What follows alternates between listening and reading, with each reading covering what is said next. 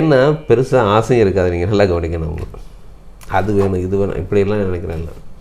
வந்ததை வரவில் வைப்போம் அப்படிங்கிற மாதிரி தான் இருப்பாங்க. அதனால் சிரமம் கூட அவங்களுக்கு அது ஒரு ஆனால் ஒரு நினச்சிட்டாங்கன்னா அதை வேணுன்றாங்களே. அது இருக்கும். நீங்கள் உங்கள் வீட்டில் சொல்கிறீங்க. அதான் கிரகநிலை சொல்கிறேன். கிரகநிலை நல்லா அமைஞ்சிருச்சுன்னா டாப் பொசிஷன். கிரகநிலை சுமாராக இருக்கோம்னா அதற்கு தகுந்த மாதிரியே வாழ இருக்கும்.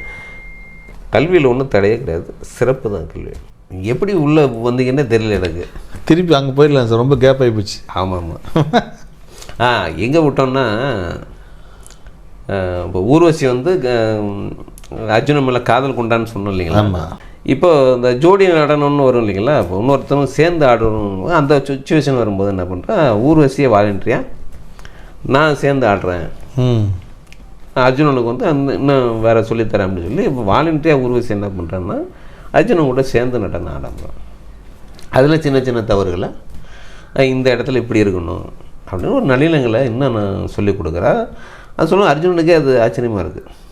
என்னென்னா அது இப்போ ஒரு இசையில் வந்து சொல்லுவாங்க இல்லைங்களா, அது என்னென்னமோ சொல்லுவாங்க, நமக்கு தெரியாது. அது என்ன சங்கதிம்பாங்க அதும்பாங்க, நமக்கு தெரியாது. அது மாதிரியாக நடனத்துலேயும் வந்து சில விஷயங்கள் நளினங்கள் அந்த ரொம்ப நுட்பமாக சொல்லித்தரேன். ஏன்னா தலைவி இல்லையா, அதனால் ரொம்ப நுட்பமாக சொல்லித்தரணுன்னா ஊர்வசி இவன் மேலே கொண்ட காதல்னால அர்ஜுனா நான் உன்னுடன் இருக்க விரும்புகிறேன் அப்படின்னு சொன்னோன்னா அர்ஜுனன் சொல்லுவான், இது சரியில்லை தாயே, நீங்கள் வந்து எனக்கு குரு மாதிரி. குருன்னா தாய்க்கு சமம்.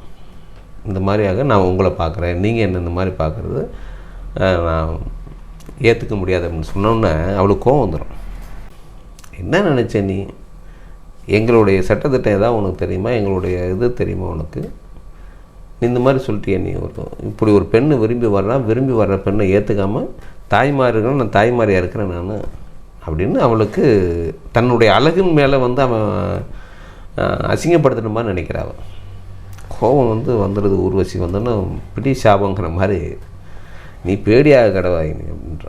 ஒரு பெண்ணை ரசிக்க தெரியல, ஒரு பெண்ணுடைய விருப்பத்தை பூர்த்தி செய்ய முடியல அப்படிங்கிற மாதிரியாக அவளுடைய கோபம் உச்சத்துக்கு போய் இந்த மாதிரி பேடியாக கடவாயின்னு சாபம் விட்டுருவான். சாபம் விட்டோன்னா இப்போ அர்ஜுனனுக்கு பெரிய வருத்தமாக போயிடும். நம்ம வந்து சொன்ன அர்த்தம் வேறு, அவங்க புரிஞ்சுக்கிட்ட அர்த்தம் வேறு. அர்ஜுனன் கலங்கி போய் நிற்பான். இந்த தகவல் இந்திரனுக்கு போயிடும். போனோன்னா இந்திரன் வந்து வேகமாக வந்து சொல்லுவான், என்ன ஊர்வசி இந்த மாதிரி பண்ணிட்டேன், அவனுக்கு இப்படி ஒரு சாபத்தை நீ கொடுக்கலாமா, அவன் மானுடத்தன்மையில் அவன் சொல்லிட்டான், அதுக்குன்னு நீ இப்படி சாபம் இல்லாமல் இந்த சாபத்தை உடனே நீ வாங்கிக்க அப்படின்னு சொன்னோன்னே ஊர்வசி வந்து உண்மையிலே இப்போ வந்து ஏன்னா கொஞ்சம் நிதானம் ஆகிட்டா இல்லைங்களா.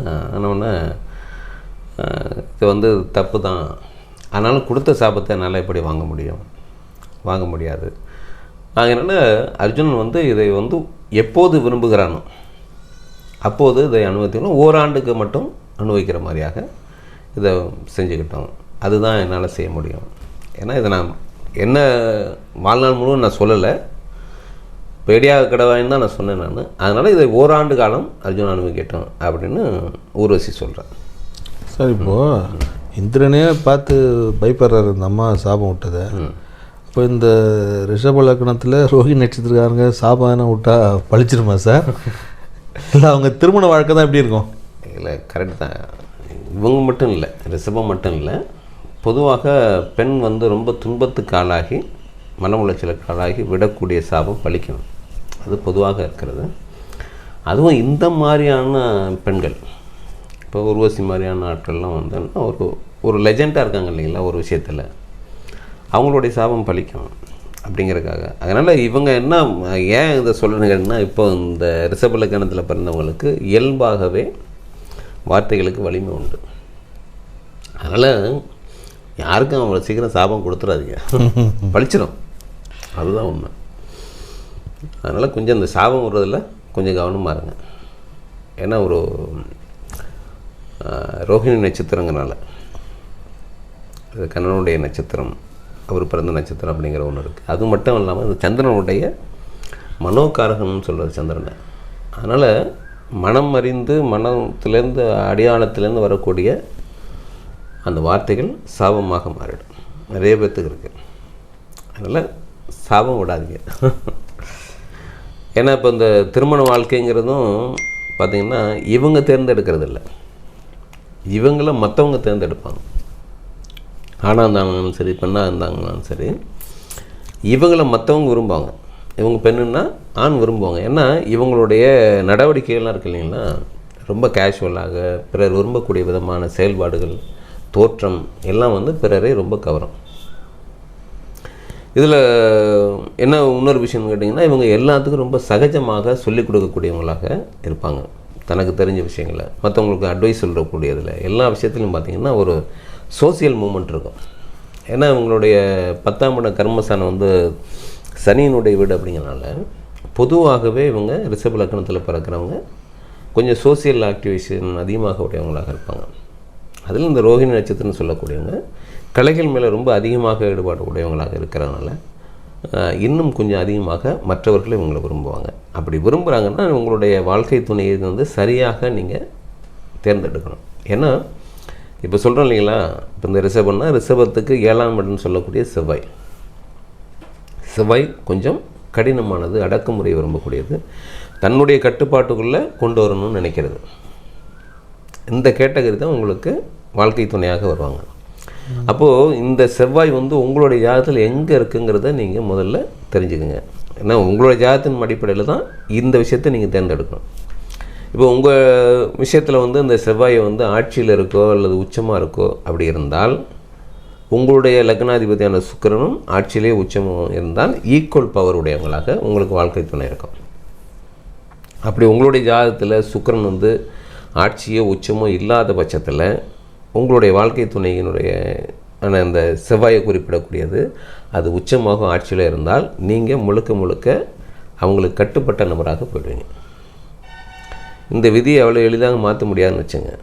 அப்போ என்னென்னா, நீங்கள் உங்களுடைய ஜாதகத்தில் இந்த செவ்வாய் என்ன கேட்டகரியில் இருக்குது, உங்களுடைய வலிமையாக இருக்கா அல்லது உங்களுடைய வலிமை குன்றி இருக்கா அப்படிங்கிற தெரிஞ்சுக்கிட்டு நீங்கள் தேர்ந்தெடுங்க. இது ரொம்ப மிக மிக முக்கியம். ஏன்னா வாழ்க்கை துணையை தேர்ந்தெடுக்கும்போது சிலருடைய வாழ்க்கை எப்படின்னு கேட்டிங்கன்னா, வெளியில் பார்க்குறதுக்கு ரொம்ப மகிழ்ச்சியாக இருக்கிற மாதிரி தோற்றம் கொடுத்துருவாங்க ரிஷபத்தை, அதுவும் இந்த ரோஹிணி நட்சத்திரம் சொல்லுவாங்க. ஆனால் உள்ளுக்குள்ளே பல விதமான சிக்கல்களும் பிரச்சனைகளும் மகிழ்ச்சியற்ற வாழ்க்கையும் இருக்கும். ஒரு போராடிக்கிட்டே இருக்கிறவங்க மாதிரியாக இருப்பாங்க. ஆனால் வெளியே தெரியாது, எல்லா சௌகரியங்களோடு இருக்கிற மாதிரி தெரியும். ஆனால் உள்ளுக்குள்ளே ஒரு டார்ச்சர் இருந்துகிட்டு இருக்கும். அப்போ இந்த ஆணோ பெண்ணோ, நீங்கள் ஆணாக இருந்தீங்கன்னா இந்த பெண்ணை தேர்ந்தெடுக்கிறது நீங்கள் ரொம்ப கவனம் செலுத்தணும். நீங்கள் பெண்ணாக இருந்தீங்கன்னா இந்த ஆணை தேர்ந்தெடுக்கிறதுல ரொம்ப கவனம் செலுத்தணும். இது ரொம்ப ரொம்ப முக்கியம். இவங்க எந்த லக்னத்துக்காரங்களை திருமணம் பண்ணால் சிறப்பாக இருப்பாங்க சார்? அது தெரியணும்ல. நம்ம ஏற்கனவே அந்த கார்த்திகைக்கும் சொல்லியிருக்கோம். ஆனால் இப்போ இவங்க ரோஹிணி அப்படிங்கிறனால சந்திரனுடைய ஆதிக்கம் அதிகமாக உடையவங்களாக இவங்க இருப்பாங்க. அப்படிங்கிறனால சிம்ம லக்கணத்தை இவங்க தேர்ந்தெடுக்கலாம். சிம்ம லக்கணம் வந்து இவங்களுடைய திறமைக்கு மதிப்பு கொடுக்கக்கூடியவங்களாக அவங்க இருப்பாங்க ஓரளவுக்கு. அதற்கு எடுத்துக்கிட்டான்னு கேட்டிங்கன்னா, உங்களுக்கு மகரத்தை தேர்ந்தெடுக்கலாம். மகரமும் இவங்களுடைய ஈக்குவல் திறமை உடைய ஆள். இவங்க எப்படி ஒரு கலைகளில் ரொம்ப விருப்பம் உடையவங்களாக திறமை உடையவங்களாக இருக்கிறாங்களோ அதே ஈக்குவல் வந்து மகரத்துக்கும் இருக்கும். மகரமும் இந்த கலையை வந்து ரொம்ப விரும்பக்கூடியதாக இருக்கும். அதனால் அந்த மகரத்தை இவங்க தேர்ந்தெடுக்கலாம். இதற்கு பிறகு வந்து நீங்கள் மிதுனத்தை தேர்ந்தெடுக்கலாம். மிதுன லக்கணம், சிம்ம லக்கணம், மகர லக்கணம், இந்த 3 லக்கணங்களை தேர்ந்தெடுத்திங்கன்னா உங்களுடைய வாழ்க்கை உங்களுடைய எண்ண ஓட்டங்களுக்கு தகுந்த மாதிரியாக உங்களுக்கு மகிழ்ச்சிப்படுத்தக்கூடிய விதமாக, உங்களுடைய வாழ்க்கையில் சந்தோஷத்தை ஏற்படுத்தக்கூடிய விதமாக இவர்கள் இருப்பார்கள். மற்றவர்களை நீங்கள் தேர்ந்தெடுக்கும்போது அது உங்களுடைய வாழ்க்கைக்கு எதிர்மறையாக இருக்கக்கூடியவங்களாக இருப்பாங்க. நீங்கள் ஒரு கலையில் தேர்ச்சி பெற்றவங்க ஒரு விரும்புகிறீங்க அப்படின்னாக்க அதை அவாய்ட் பண்ணக்கூடியவங்களாக இருப்பாங்க, அதை நிராகரிக்கக்கூடியவங்களாக இருப்பாங்க. உங்களுடைய ரசனைகளிலிருந்து உங்களுடைய ஆசைகள்லேருந்து எல்லாத்துலேயுமே ஒரு கேட் போட்ட மாதிரி மறுக்கக்கூடியவங்களாக இருப்பாங்க. இப்போ உதாரணமாக சொல்கிறதுன்னு வச்சுங்களேன், இப்போ நல்லா படித்து திறமையானவங்களாக இருக்காங்க, ஒரு துறையில் வந்து நல்ல வல்லுநராகவே இருந்தவங்களாகவே இருப்பாங்க. இப்போ திருமணம் பண்ணுறாங்க அப்படின்னாக்க வேலைக்கு போக வேண்டாம்பாங்க, ரீசனே சொல்ல மாட்டாங்க, ஒன்றும் அவசியம் இல்லைம்பாங்க. அப்போது என்ன ஏதுன்னு தெரியாமலே, என்ன காரணம்னு சொல்லாமலே தடை செய்யப்படும். இதெல்லாம் நடக்கும். வேறு லக்கணங்களை தேர்ந்தெடுக்கணும். அதுவும் நீங்கள் விருச்சிக லக்கணத்தை தேர்ந்தெடுத்துட்டிங்கன்னாக்க சொல்லவே வேண்டியதில்லை. அவங்க ஒரு சட்டத்திட்டத்தோடு வாழ்வாங்க. அந்த சட்டத்திட்டத்துக்குள்ளே தான் உங்களையும் சேர்த்து வாழ சொல்லுவாங்க. உங்களுடைய விருப்பங்களோ அதை பற்றியெல்லாம் அவங்களுக்கு கவலை இருக்காது. இதை நீங்கள் கவனத்தில் எடுத்துக்கிறீங்க. இப்போ ஒரு லக்னத்தை நீங்கள் தேர்ந்தெடுக்கிறீங்க அப்படின்னாக்க, நீங்கள் ரிஷப லக்னம் இந்த மாதிரியான கேட்டகரியில் பிறந்திருக்கீங்கன்னா கண்டிப்பாக அவங்க என்ன லக்னம்னு பாருங்கள். இந்த வரும் 10 பொருத்தம் பார்க்குறதுல எந்த விதமான பிரயோஜனமும் இல்லை. அது உங்களுடைய பேருக்காக பார்க்குறதா தான் இருக்கே தவிர, உண்மையிலே சொல்லப்போனால் அந்த ஜோதிடத்தில் அந்த 10 பொருத்தங்களுக்கு அவங்களுடைய ஜாதகத்துக்கும் மிக மிக குறைவான சம்பந்தங்கள் தான் உண்டு. 2-3 விஷயங்கள் தான் அதிலேருந்து எடுத்துக்கலாமே தவிர, பாக்கி சொல்லக்கூடிய அந்த 10 பொருத்தங்களில் கிட்டத்தட்ட 7 பொருத்தங்கள் சம்மந்தம் இல்லாத விஷயங்களை தான் இருக்குது. ஏதோ ஒரு தொடர்பு தானே தவிர அவ்வளோ முக்கியமான விஷயங்கள் அங்கே ஒன்றும் இல்லை. அதனால் எல்லா விஷயத்தையும் தீர்மானிக்கிறது எதுன்னு பார்த்தீங்கன்னா உங்களுடைய ஜாதகம் தான். அதுவும் உங்களுடைய லக்னம் தான். இப்போ இந்த டிவிகள் எல்லாம் சொல்லக்கூடியதெல்லாம் ராசி பலன் சொல்கிறதுலாம் எவ்வளோ தவறுன்னு சொல்லக்கூடிய ஜோதிடருக்கே தெரியும். நீங்கள் மக்களை விடுங்க, சொல்லக்கூடிய ஜோதிடருக்கே தான் சொல்லிக்கிட்டு தவறுன்னு தெரியும். ராசிக்கு பலன் சொல்கிறது இருக்கு இல்லைங்களா, அது தவறுன்னு தெரியும். தெரிஞ்சு ஏன் சொல்கிறாங்கன்னா அது வியாபாரமாக போச்சு. அது வியாபார உலகத்தில் மாட்டிக்கிட்டாங்க அவங்க. மனசாட்சிப்படி சொன்னால் அவங்கள கேட்டிங்கன்னா இல்லைன்னு தான் சொல்லுவாங்க. நாங்கள் என்ன பண்ண முடியும், அந்த மாதிரி சொல்லி பழகிட்டோம் அப்படிங்கிற மாதிரி தான் இருக்காங்க. அதை நம்ம தவறு சொல்ல முடியாது. நம்ம உண்மையை தேடணும் அப்படின்னாக்கா நம்ம இப்போ நான் ஏன் லக்னமே சொல்லிக்கிட்டு இருக்கேன்னு கேட்டிங்கன்னா இதன் காரணமாக தான். நம்ம சொல்லக்கூடிய விஷயங்கள் உண்மையாக போய் மக்களுக்கு சேரணும். என்ன நம்ம ஒரு 1000 தான் பார்க்குறாங்க, அதை பற்றி நமக்கு என்ன கவலை இருக்குது? நம்ம சொல்ல வேண்டிய விஷயத்தை நம்ம சொல்கிறோம். ஒரு 1000 பேர் பார்க்குறாங்கங்கிற மகிழ்ச்சி தான் நமக்கு. ஒரு 1000 பேர்த்துக்கிட்ட நம்ம சொல்லக்கூடிய விஷயங்கள் போய் சேருது. நான் தனியாக அங்கே உட்காந்து சொல்லிட்டு இருக்கேன்னா கஸ்டமருக்கு தான் தெரியும். இந்த யூடியூப் மூலமாக நம்ம ஒரு 1000 பேர்த்துக்கு நம்ம சொல்லக்கூடிய தகவல் போகுது அப்படிங்கிறது நமக்கு ஒரு பெரிய மகிழ்ச்சி. இந்த 1000 பேர்த்துக்கு நேராக போய் நம்மளால் சொல்ல முடியாத இந்த வழியில் சொல்லும்போது அப்போ உண்மையானது அவங்க தெரிஞ்சுக்கிறாங்க. இப்போ நீங்கள் எந்த ஜோதிடத்தை வேணாலும் நீங்கள் போய் கேட்கலாம், சார் ராசி முக்கியமாக லக்னம் முக்கியமான? லக்னம் முக்கியம்தான் எல்லா ஜோதிடரும் சொல்லுவாங்க. இந்த வெளிச்சத்தில் தெரியக்கூடிய ஜோதிடர் மிக மிக குறையும். 1 லட்சத்தில் எடுத்தோன்னா 10 பேர். எந்த ஜோதிடத்தை போனாலும் லக்னத்துலேருந்து தான் உங்களுக்கு பலனே தவிர ராசிலேருந்து ஒரு பலன்னு சொல்ல முடியாது, சொல்ல மாட்டாங்க. லக்னத்துக்கு 1ஆம் இடம் 2ஆம் இடம் அப்படிங்கிறது தான். அப்போது இந்த லக்னத்துலேருந்து 7ஆம் இடங்கிறது தான் வரக்கூடிய வாழ்க்கை துணையை குறிக்கக்கூடியது. அதைத்தான் நான் சொல்லிட்டு வரேன். அப்போ அந்த லக்னம் நீங்கள் விருச்சிக லக்னத்தை தேர்ந்தெடுக்காதீங்க, மகர லக்னத்தை தேர்ந்தெடுங்க, சிம்ம லக்னத்தை தேர்ந்தெடுங்க, மிதுன லக்னத்தை தேர்ந்தெடுங்க. அப்படிங்கிறது எதற்காக சொல்லணும்னா, இப்போ உங்களுடைய அந்த திறமைகளை மதிக்கக்கூடிய நபர்களாக இருப்பாங்க. உங்களை இன்னும் கொஞ்சம் ஊக்குவிக்கக்கூடியவங்களாக இருப்பாங்க. ஊக்குவிக்கலைனாலும் கூட உங்களை டிஸ்கரேஜ் பண்ண மாட்டாங்க. உங்களுடைய வாழ்வில் நீங்கள் பாருங்கள், உங்களுக்கு விருப்பமான செய்யுங்கிற ஒரு அனுமதி உங்களுக்கு கிடைக்கும். ஆனால் மற்ற லக்கணங்கள் உங்களுக்கு அந்த மாதிரியான அனுமதியை கொடுத்துடாது. கடக லக்கணமோ அல்லது விருச்சிக லக்கணமோ தனுசு லக்கணமோ மீன லக்கணமோ இவர்கள்லாம் உங்களை தன்னுடைய கட்டுப்பாட்டில் வச்சுருக்கணும்னு நினைப்பாங்க. தன் விருப்பப்படி தான் நீங்கள் செயல்படணும்னு நினைப்பாங்க. இதுதான் அப்போ ரொம்ப முக்கியமான விஷயம். அதற்காக தான் நான் சொல்கிறேன். கொஞ்சம் விரிவாக சொல்லியாச்சு. வேறு என்ன இல்லை, அதுதான் சார். அது இப்போ நம்ம தெரிஞ்சிக்க வேண்டியது இதுதான் நமக்கு தெரியணும். சாபங்கள் கொடுக்கக்கூடாதுன்னு சொல்லிட்டீங்க. 2வது எந்த லக்னத்தை நம்ம வாழ்க்கை துணையை தேர்ந்தெடுக்கலாம்னு சொல்லிட்டீங்க. 2மே ரொம்ப மிக முக்கியமான விஷயங்கள். இது ஏன்னா இந்த லக்னத்தை சொல்லணும்னா ஒரு திறமையானவர்கள், ரொம்ப அறிவுபூர்வமானவங்க, ரொம்ப வித்தியாசமான சிந்திக்கக்கூடியவங்க, ஒரு கலையில் இல்லை எந்த துறையாக இருந்தாலும் அதில் ரொம்ப சின்சியாரிட்டியாக இருக்கக்கூடியவங்க, வாழ்க்கை வீணாயிடக்கூடாது இல்லையா, அதற்காக சொல்கிறேன். இப்போது அவங்களுடைய ரிஷப லக்னம் ரோகிணி நட்சத்திரம் பகுதியில் இந்த நேரங்களுடைய உடல்நிலை பாதிப்புகள் எப்படி இருக்கும்? இல்லை உடல்நிலையில் எந்த விதமான எப்படி அவங்க மெயின்டைன் பண்ணணும்? இல்லை, இதுவும் ஒரு அற்புதமான கேள்வி தான்.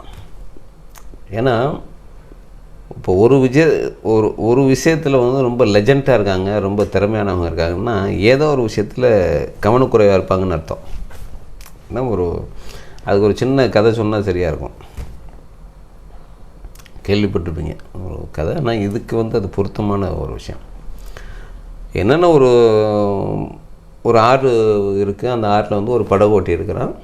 ஒரு மெத்த படித்த பண்டிதர் அதில் பயணம் பண்ணுறாரு. பயணம் பண்ணும்போது அந்த படகோட்டிகிட்ட கேட்குறாரு, உனக்கு ராமாயணம் தெரியுமான்னு கேட்குறாரு. தெரியாதுங்க ஐயாங்கிறான். மகாபாரதம் இவர் படித்த படிப்பெல்லாம் அவன்கிட்ட கேட்குறாரு. கேட்டான்னா அவன் தெரியாதுங்கிறான். வாழ்க்கையில் இவ்வளோ வீணடிச்சிட்டியாப்பா, 90% உனக்கு வாழ்க்கை வீணாக போச்சு அப்படின்னு கேட்டுட்டேன்.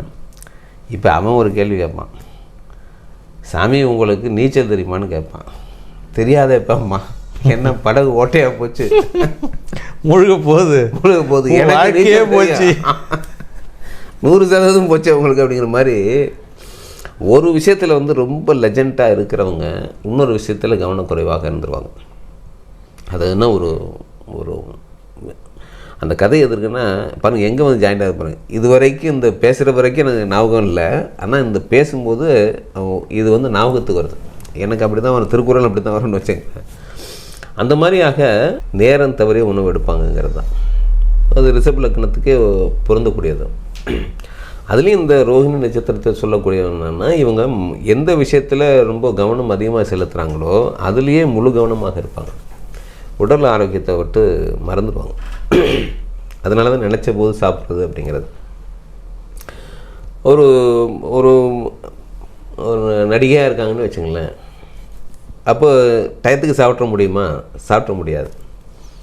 ஷூட்டிங் பிரேக்கப் எப்போ அப்போ தான் சாப்பிடுவோம். அதே மாதிரி ஒரு நடிக்கிறாங்க, ஒரு நாடக மேடையில் நடிக்கிறாங்க அப்படின்னாக்கா நாடகம் முடிகிற வரைக்கும் அவங்களால உணவு எடுத்துக்க முடியும். இதெல்லாம் இருக்குது இல்லைங்களா? இதெல்லாம் ரொம்ப சந்தோஷமாக ஏற்றுக்குவாங்க. ஆனால் உடல் ஆரோக்கியங்கிறது அவங்களுக்கு கிடக்கூடியதாக மாறும். ஏன்னா ஒரு 40 வயசு தாண்டினதுக்கு பிறகு தான் இதெல்லாம் பிரச்சனையாக வரும். 40 வயசு வரைக்கும் தெரியாதுன்னா 40 வயசு வரைக்கும் உங்களுக்கு கிட்டத்தட்ட உடலுக்கு வளர்ச்சி உண்டு, உறுப்புகள் வந்து ரீகண்டிஷன் பண்ணிக்கக்கூடியதாக இருக்கும். ஆனால் 40க்கு மேலே பார்த்தீங்கன்னாக்கா உறுப்புகளுக்கு வளர்ச்சி கிடையாது. அப்போ அந்த ஆரோக்கியம் இந்த பழக்கத்தினால இவங்க வழக்கமாக அப்படி தான் இருப்பாங்க. அப்போ நீங்கள் உடல் ஆரோக்கியத்தில் ஒரு கவனம் எடுத்துக்கணும். நேரத்துக்கு சாப்பிட்ருங்க, குறிப்பிட்ட 1 ஹவரில் எடுத்துங்க. சாப்பிட்டுட்டிங்கன்னா பொதுவாக உங்களுக்கு பிரச்சனை வராது. இல்லைன்னா வயிறு சம்பந்தமான பிரச்சனைகளுக்கு உங்களுக்கு கொடுக்கும். செரிமான கோளாறு பெரும்பாலும் கொடுக்கும். அதுவும் உங்களை போன்ற ஒரு நபர்கள் வந்து நிச்சயமாக இந்த ஆரோக்கியத்தில் கொஞ்சம் கவனம் எடுத்துங்க. இதை சொல்லக்கூடியது. இப்போ நீங்கள் சின்ன வயசாக இருந்தீங்கன்னு வச்சுக்கோங்க, 30 வயசுக்குள்ளே இருக்கீங்கன்னா பின்னாடி வரும் பிரச்சனையாக. அதனால் நீங்கள் இப்போ நீங்கள் இந்த ஆரோக்கியத்தை தேர்ந்தெடுத்தீங்கன்னா நல்லது. அதே நீங்கள் ஒரு 40 வயதை கடந்தவர், 45 வயசு கடந்தவர், 50 வயசில் இருக்கீங்கன்னா நிச்சயமாக உங்களுக்கு பிரச்சனை இருக்கும். இப்பொழுதாவது நீங்கள் இந்த நேரத்துக்கு சாப்பிடக்கூடிய உணவுகளை சரியாக எடுத்துக்கங்க, மருந்துகளை சரியாக எடுத்துங்க. ஏன்னா ரொம்ப கவனக்குறைவாக இருப்பீங்க இந்த விஷயத்தில், உங்களுடைய ஆரோக்கியம் விஷயத்தில் நீங்கள் கவனக்குறைவாக இருப்பீங்க அப்படிங்கிறது அந்த ரோஹிணி நட்சத்திரத்தை சொல்லுங்கள். ஏன்னா மனம் தான் உங்களுக்கு